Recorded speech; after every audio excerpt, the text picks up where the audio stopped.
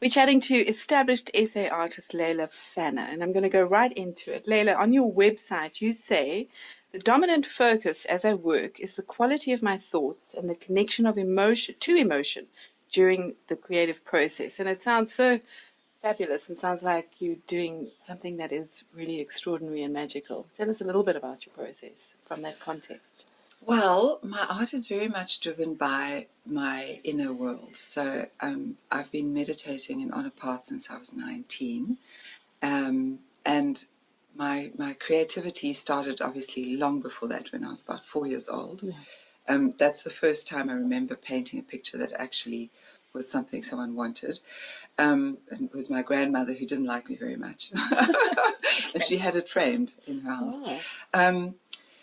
And so, yeah, my paintings always come from a vision or a dream. It's never really visually inspired. It tends to be emotionally inspired. So I feel like when I paint, it's very important that I keep that sense or that feeling, emotion alive while I'm painting. And so it starts there, and then obviously it does get into, because it is visual, it does then get into colors that are harmonious, and then the symbolic stuff that I'm trying to use, I suppose, to express the emotion. And I've kind of not stuck, but I'm kind of, you see what I mean? I've kind of got drawn into nature and florals, and then Yes. one female figurative person, or I don't even want to say person, but a form, figurative form, as the symbolic language that I use. So there is often, or is it always, a female? It's mostly a female. I have done a couple of males, but it's strange. I get asked that often. And I know at some point I'm going to start doing the male figure, but at the moment the female form just comes naturally, and I like to do paintings that come naturally and not sort of force myself to do something that appeals or that's wanted. Absolutely. I mean, you've said that it's figurative or abstract representation of your dream or the unseen world. So basically, I mean, as an artist, as most artists, you really are putting a piece of yourself on that canvas. So now we, looking at your paintings, are getting a really interesting insight into your brain and your emotions. So that whole process is quite beautiful and quite scary for an artist. Vulnerable, Yeah, putting yourself into the painting. So let's just talk about how you feel while you're painting. I mean, how long does a painting take?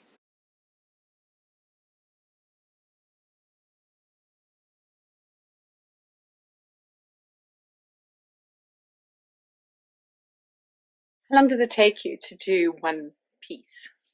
I get asked that often, and what I usually say, and which is true, is that I don't actually work on one painting at a time, so it's very difficult for me to work out how long it takes. I'm generally working on 4 or 5 pieces at the same time. I'm beginning some and then I'm ending off others.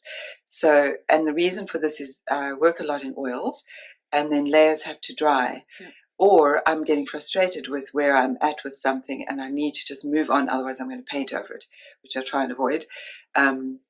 So, yeah, I'm working on a few at the same time. But I can more or less gauge if somebody wants a specific size, because I do a lot of commissions. I can sort of say, okay, it's going to take me about a week or 3 days or whatever, just from having done it for so long. Yeah. While you're working with your emotions, I mean, you've also said that quite often painful or negative thought patterns can come to the surface, and you find it very cathartic.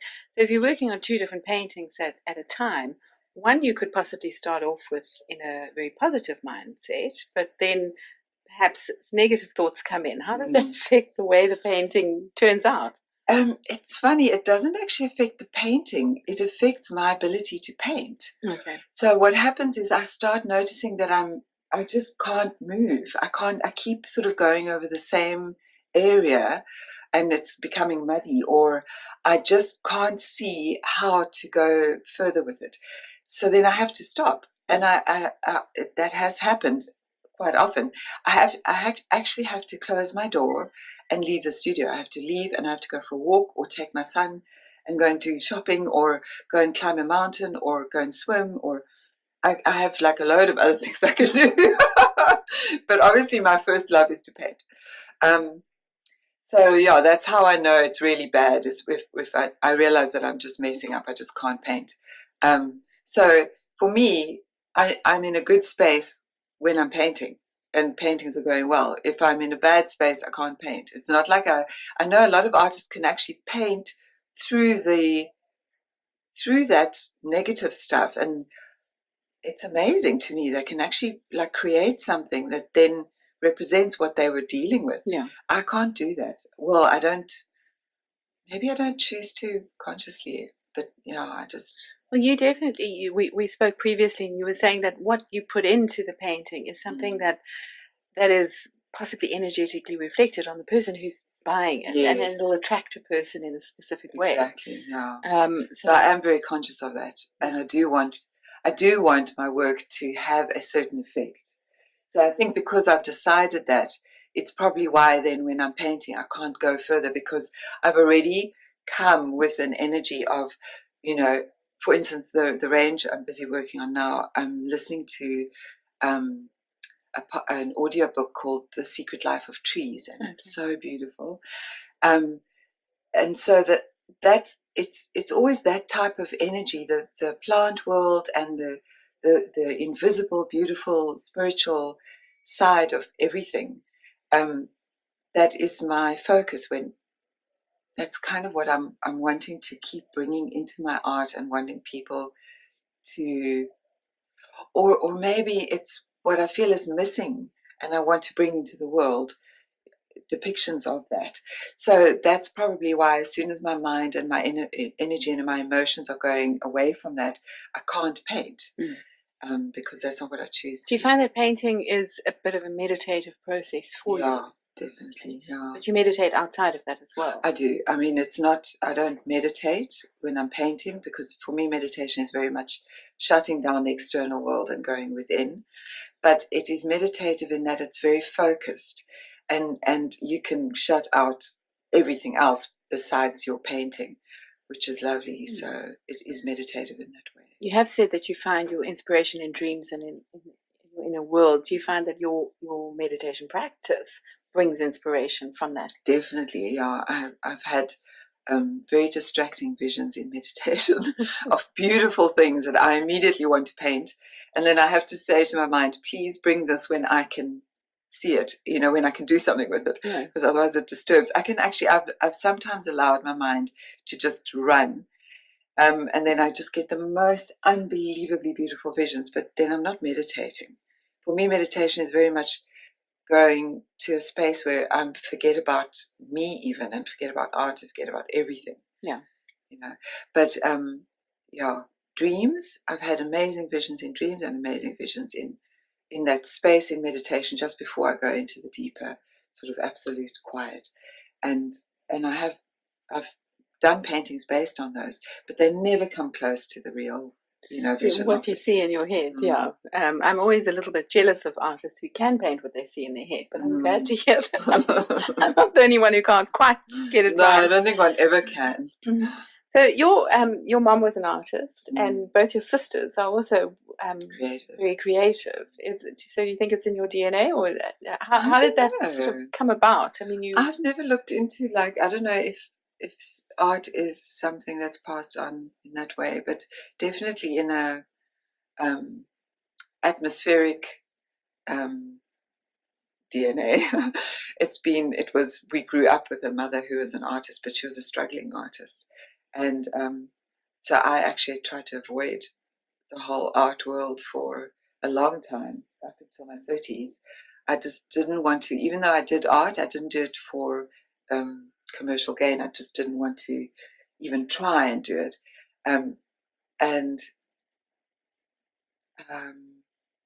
I always did something creative, even in my corporate jobs. And then eventually I realized after my second child that I actually could not avoid it. It was calling me, and it was really, I had to do it. I was just getting so frustrated and actually quite depressed not doing my art full time. So I took off when I was on maternity leave. I just threw myself properly into it and found a studio and really started doing the work. And I was very lucky to be kind of pulled into the art world by a friend of mine, Vanessa Berline. She's a very good artist, lovely, lovely person, and an amazing friend. And she just encouraged me and gave me so much like actual hands-on tools, and then introductions to galleries, and then just constant like encouragement, basically inspiring encouragement. So living within your passion, I mean, we've spoken previously, and you said you're not sure if art is your purpose. It might be the means to your purpose. But living within your passion is obviously done well for you. Mentally and physically, you feel so much better, more settled in yourself. Let's just talk about that. I mean, standing up there in this space. I mean, you're living the dream. Well, a dream. To answer what you were saying earlier, and our conversation about that was a lovely conversation, because I actually, for the first time, properly thought about it. That for me, my purpose here is what I think all souls' purpose is on this planet, which is actually just to love each other. So when I think about in terms of what I do, I never think about it as my purpose, but maybe a means to living within my purpose. So if I had to do anything other than art, it would be maybe dancing or something creative and self-expressive that allows me to feel that love. So yeah, I mean, I'm totally living my dream, because I can do my day job makes me feel close to my source and makes me feel that expression of love is easy to do, you know. And I think that, you know, the means, as you said, you would dance or you would do something. So your sort of whole realizing your purpose is all about bringing joy to others. So people will feel joy when they see your painting. I mean, I've seen them, and I'll put a few pics up with this podcast, so people will know what we're talking about. There is an extraordinary magical joy that comes out in all of your pieces. Typical artist. Well, one never knows, you know, because everybody, like 10 people can look at the same painting and everyone can get a different message or whatever. But so long as the underlying feeling is uplifting. Is uplifting, and the joy. Even just peaceful. Yeah. So that's have you got any advice to anyone who's looking to not necessarily get in the art world, because that's a whole nother thing to navigate, and it really is about knowing people and being in the space, but just starting out to do your passion. I mean, as you said, when you were on maternity leave, you just thought you actually had to do this. Let's talk about how you were feeling then in that, okay, I'm going to do this now. You know what, I think you always know if you are an artist, or you know, and meaning the word in the broader sense, like a singer, dancer, any creative field, you know from a young age that it pulls you. And then what happened to me is that I got scared, I got sidetracked, and I got scared by the example of a struggling artist who wasn't in her power. And that also, it had its purpose as well, because it made me go into the corporate world, where I learned what marketing is, and I learned all about the other side of a product. So it was actually invaluable for me, and I'm very glad it happened that way. But if I had to give someone advice that was starting out before that time that I got scared, so like, say, you know, late teens, early 20s, when they're making that crucial decision, it would be to support your passion with skills that will help you market yourself, believe in yourself, feel confident in doing what you do, because you know you'll always be able to learn and train and whatever in the passion side, in the creative side. You can carry on doing it forever, but those skills of marketing and just running a business, or running your own business, and how money works, and all that stuff, even just sales, how to relate to people in sales. Artists are like renowned as being terrible salespeople. You want to get that under your belt at an early age, so that it's just built into you, and it's not something you see as icky or slimy or whatever, because artists do tend to think like that. It's almost like selling your soul. Yeah, yeah. And even looking at other ways that your art can bring you money that may not be fine art, but commercial ways that you can support your absolute love of just painting. Like I do, I have a range of printed cards that actually work as business cards for me. I've had people buying cards in Joburg or overseas who've then commissioned a painting based on a card they bought, and it's just greeting cards. And it took me ages to do that. I had so many people suggesting I do it, and it took me ages to do it because I just thought, oh, no, it's so silly. I don't want to do that, Cards, I'm not in the greeting card business. But it actually was short-sighted because really it's got such a much wider use, and people are actually not even using them as greeting cards. They're framing them, which is so sweet to hear. Yeah, no, that's fabulous. Yeah. So your art is everywhere, lots more places than you would expect. But I think that advice that you've just given is so relevant to anything anyone's doing, even if they're not in the creative space. So it's basically just finding your talent, finding your absolute passion, and building up skills that you don't necessarily have to support that, so that you can move forward doing it. Yeah. Because what you do creatively, you will never stop learning anyway. Yes. But and also obviously marketing and everything, you'll learn as you go along. But that there's actual knowledge about how to do all that that actually works, and that I learned in the corporate world. I would never have learned it otherwise. No, that's absolutely brilliant advice for anyone. Let's go back to the metaphysical and the thought processes in your art. I just love that sort of. I mean, that's your own process. It's very personal, and just as you're painting, and I'm going to try and see if I can get a video from you, so I can just put up a few little bits. Leila's got a great Instagram page, so you can see her at work, quite quickly painting flowers, etc. But just what's happening in your head while you're painting? I know you said you were listening to an audiobook, but you possibly don't always do that. I actually often listen to something, and it's usually something quite. It's philosophical, metaphysical stuff. I can't get enough of talks on how our souls and our minds and our bodies work. It's like a mixture of all these things. Very seldom music, strangely enough, because I am an avid dancer. I mean, I would have been a dancer if I wasn't an artist. I absolutely love dancing, but I find it almost distracting. I think I tend to want to then dance instead of paint. Instead of work, yeah. And when I'm painting, I'm tuning into the colors, and I'm sort of enjoying the forms that I'm creating. A lot of it feels almost like someone else is painting through me. I sometimes, especially with my abstracts, I can almost hear a voice going, this needs more blue, red, I need more red here, need more yellow here, this looks wrong. It's just like a voice. And I mean, it's obviously my inner artist, or I don't know, depends on what you believe. It could be some famous abstract artist channeling through me. I doubt it though. Picasso, maybe. Who knows? No, definitely not Picasso. But yeah, it's hard to tell exactly what's going on. I think it's so deep. One can't really. That one that I've just mentioned is the only time I've ever become really conscious of a voice.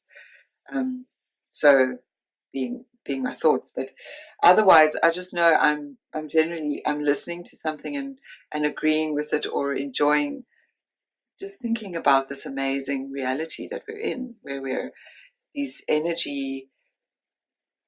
this amazing sort of conglomerate of energy and power encapsulated in a body that has untapped potential. Our minds and our brains and our bodies all seem to be we seem to be finding out now that we've got so much power and so much potential to actually even affect our bodies through our minds and through our thought patterns and all that. So it's just that kind of stuff that I'm mulling over all the time and just enjoying. So it sounds like you working within your passion, finding your passion, and almost giving in to the call of it. You've become so much more in tune with your mind, your body, your soul, your emotions. Yeah. It's therapy, definitely. I once actually read a book. I wish I could. I just know that it was two authors, and the one was John Cleese. Okay. And it was about therapy, and that's why I grabbed it, because I've only ever known him as a funny man, you know. So I started reading it. It happened to be in a little lodge while I was on holiday, and I just remember this one thing. It was about children who've had any kind of trauma or difficulties when they were growing up. If they found a creative outlet while they were still young, they survived or they thrived in their later lives despite what they've gone through. And they were talking serious, trauma, like being molested or being abused in any way.